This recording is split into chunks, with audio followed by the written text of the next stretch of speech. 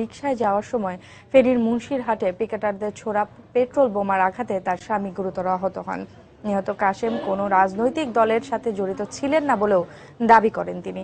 তবে পুলিশের দাবি, ফেনীর ফুলগাজী উপজেলার উত্তর বরিয়া গ্রামের একটি সেচ পাম্পে বোমা তৈরির সময় বিস্ফোরণে আবুল কাশেম গুরুতর আহত হন। প্রাথমিকভাবে তাকে স্থানীয় হাসপাতালে গোপনে চিকিৎসা দেওয়া হলেও অবস্থা গুরুতর হওয়ায় ঢাকা মেডিকেলের বার্ন ইউনিটে পাঠানো হয় তাকে।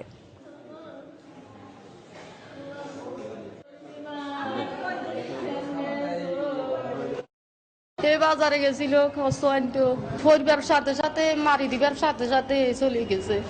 হেরা জবান পাইনি, আর অত কিছু করতে পারে না। হে কি দেখছে না দেখছে কিছু তো কয় না।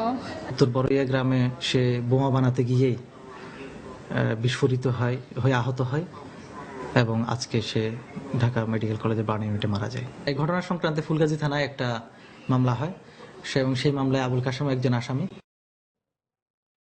বান্দরবানে পুলিশের গুলিতে স্থানীয় একজন আহত হওয়ার ঘটনা তদন্তে ৩ সদস্যের একটি তদন্ত দল গঠন করা হয়েছে। এদিকে অভিযুক্ত পুলিশ সদস্যকে সদর থানা থেকে প্রত্যাহার করা হয়েছে। বৃহস্পতিবার দুপুরে জেলা প্রশাসককে প্রত্যাহার করে গঠন করা তদন্ত কমিটিকে আগামী 7 দিনের মধ্যে রিপোর্ট করতে বলা হয়েছে। এর আগে সকালে বান্দরবান ট্রাফিক মোড়ে অবৈধ মোটরসাইকেল আটকের সময় চালকের সঙ্গে পুলিশের এক কনস্টেবলের তর্কাতর্কি হয়। ঘটনার এক পর্যায়ে পুলিশ কনস্টেবল প্রণয় চাকমা গুলি চালালে মোটরসাইকেল চালক গুলিবিদ্ধ হন। এই ঘটনার পর ক্ষুব্ধ জনতা থানা ঘেরাও এবং ট্রাফিক মোড়ে অবস্থান নিয়ে সড়ক অবরোধ করে। এ সময় থানা পুলিশের সঙ্গে স্থানীয়দের সংঘর্ষ হয়। এই ঘটনায় এলাকায় পুলিশ ও সেনাবাহিনীর টহল বাড়ানো হয়েছে।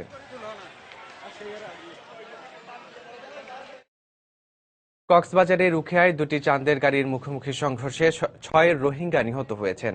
আহত হয়েছেন আরও 18 জন। আহতদের মধ্যে 5 জনের অবস্থা এখনো আশঙ্কাজনক। উখিয়া থানার পরিদর্শক মোহাম্মদ গিয়াস উদ্দিন জানান, বৃহস্পতিবার সকাল 8টায় উখিয়া ডিগ্রি কলেজের সামনে এই দুর্ঘটনা ঘটে। তিনি আরও জানান, উখিয়াগামী একটি জিপের সঙ্গে বালুখালীগামী একটি জিপের মুখোমুখি সংঘর্ষ হলে ঘটনাস্থলে 5 জন নিহত হন। দুর্ঘটনার পরপরই স্থানীয়রা আহতদের উদ্ধার করে কক্সবাজার সদর হাসপাতালে নিয়ে যায়। তবে হাসপাতালে নেওয়ার পথে আরও একজন মারা যান। নিহত সবাই উখিয়া কুতুংপাল আনরেজিস্টার্ড শরণার্থী ক্যাম্পের বাসিন্দা। ক্যাম্প থেকে কাজের খোঁজে যাওয়ার পথেই এই দুর্ঘটনা ঘটে বলে জানায় নিহতের স্বজনরা।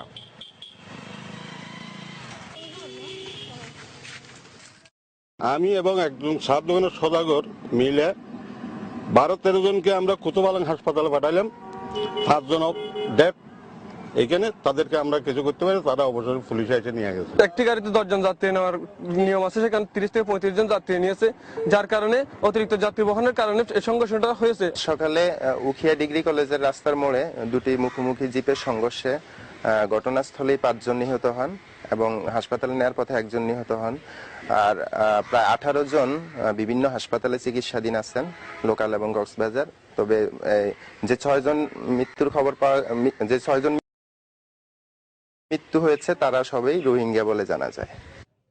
বাংলা সময় আরো থাকছে। হবিগঞ্জের বানিয়াচঙ্গে খোঁজ মিলেছে আরও একটি জলাবনের।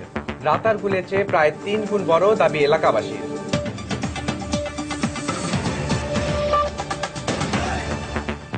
ননস্টিকি প্যারাশুট বেলি ফুল লাইট, যা চুলকে করে আরো আকর্ষণীয়। নাশকতার 40 ঘন্টা পরও চালু হয়নি বুড়িমারি লালমনিরহাট রুটে ট্রেন চলাচল। তবে উদ্ধার কাজ শেষ পর্যায়ে রয়েছে বলে জানিয়েছেন উদ্ধারকারীরা। এদিকে নাশকতার এই ঘটনায় জড়িত অভিযোগে হাসান আব্দুল মালেক নামে আরও একজনকে গ্রেফতার করা হয়েছে। সে লালমনিরহাটের কালীগঞ্জ উপজেলা জামাতের সাবেক সেক্রেটারি বলে জানিয়েছে পুলিশ। এ নিয়ে গত 2 দিনে মোট 4 জন গ্রেফতার করা হলো। অন্যদিকে নাশকতার ঘটনা তদন্তে রেলের বিভাগীয় ট্রাফিক সুপারকে প্রধান করে 3 সদস্যের একটি তদন্ত দল গঠন করা হয়েছে বলে জানিয়েছে রেল কর্তৃপক্ষ। বুধবার ভোরে লালমনিরহাটে টেপাটারি এলাকায় রেল লাইন উপড়ে ফেলায় যাত্রীবাহী ট্রেনের ইঞ্জিন সহ 3টি বগি লাইনচ্যুত হয়। এ সময় অন্তত 20 জন আহত হন।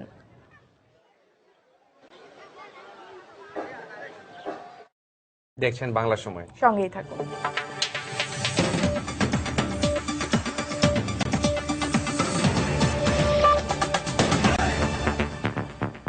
আপনারা দেখছেন বাংলা সময়। আরেকবার জানিয়ে দিচ্ছি এখন পর্যন্ত শীর্ষ সংবাদগুলো। হরতালের সহিংসতার শিকার ফেনীর দিনমজুর আবুল কাশেমের মৃত্যু। পুলিশের দাবি, বোমা তৈরির সময় আহত হন তিনি। বান্দরবানে পুলিশের গুলিতে স্থানীয় একজন আহত হওয়ার ঘটনায় 3 সদস্যের তদন্ত কমিটি গঠন, পুলিশ কনস্টেবল প্রত্যাহার। এবং কক্সবাজারের উখিয়ায় দুটি চাঁদের গাড়ি মুখোমুখি সংঘর্ষে নিহত 6, আহত 18 জন।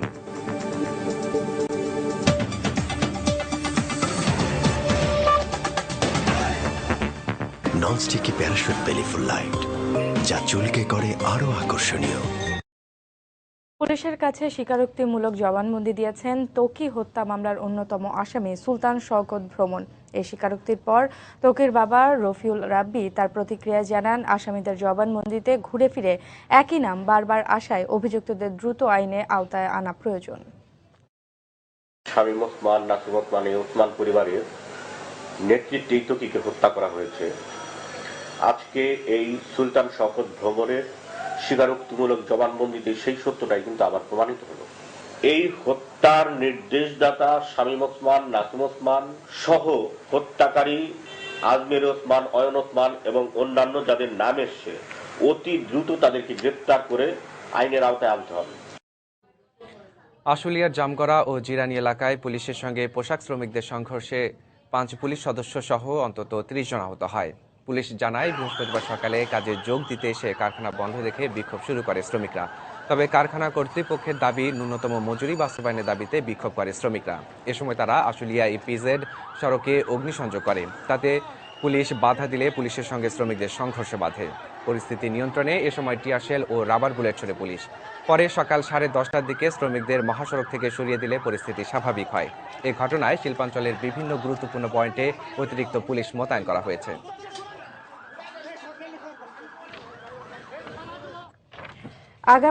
আগামীতে হরতালের মতো কর্মসূচিতে অ্যাম্বুলেন্সের উপর কোনো রকম হামলা হলে ফেনীর অ্যাম্বুলেন্স সার্ভিস বন্ধ থাকবে বলে ঘোষণা দিয়েছে ফেনী জেলা বেসরকারি অ্যাম্বুলেন্স চালক সমিতি। বৃহস্পতিবার দুপুরে মানববন্ধন ও মোটর র্যালি শেষে এ ঘোষণা দেন তারা। সম্প্রতি হরতাল কর্মসূচিতে পিকেটাররা ফেনীর সরকারি বেসরকারি 6টি অ্যাম্বুলেন্স ভাঙচুরের পর আগুন দিয়েছে বলে দাবি করেন সমিতির নেতাকর্মীরা। একই সাথে সামনে আবারও কোনো হরতাল কর্মসূচিতে অ্যাম্বুলেন্সের নিরাপত্তা নিশ্চিত করা না হলে অ্যাম্বুলেন্স সার্ভিস বন্ধ থাকবে বলে ঘোষণা দেন তারা।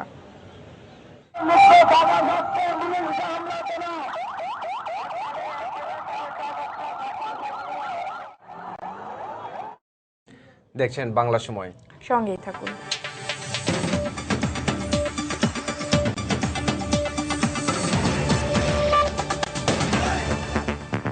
এই শীতে আপনার ফেয়ারনেস কোন দিকে যাবে? তেল চিটচিটে শীতের ক্রিমের দিকে, না ফেয়ার এন্ড লাভলি উইন্টার ফেয়ারনেসের দিকে? Fair and Lovely winter fairness cream এখন শীতেও ফেয়ারনেস বাড়ান।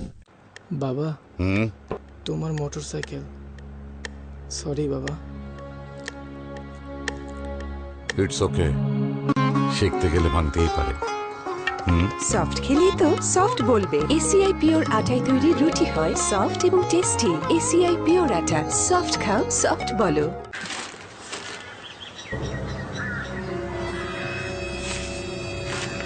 শোনেন,